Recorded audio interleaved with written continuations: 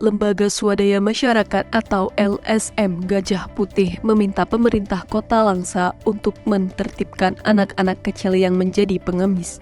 Direktur LSM Gajah Putih, Syed Zair Syah, mengatakan, anak kecil yang turun ke jalanan di Kota Langsa menjadi daftar kelam minimnya pendidikan bagi anak-anak. Mereka kebanyakan dieksploitasi oleh orang tuanya atau dengan sengaja menyuruh mereka untuk mengemis. Oleh karena itu, Syed meminta kepada Pemko Langsa untuk cepat menanggapi hal tersebut agar tidak merajalela. Menurutnya, banyak sekarang menjadikan pengemis sebagai suatu profesi yang hal itu menjadi kekhawatiran bagi masyarakat. Anak kecil yang turun ke jalan tak lepas dari peran orang tua, dan ini semua harus diusut dan ditangani segera agar tidak ada lagi anak-anak yang dibiarkan mengemis di jalanan. Menurutnya, pencegahan dapat dilakukan dengan cara tidak memberikan uang kepada mereka agar tidak menambah yang lainnya ikut mengemis. Syed menyebutkan bila ingin bersedekah bisa disalurkan kepada orang yang tepat.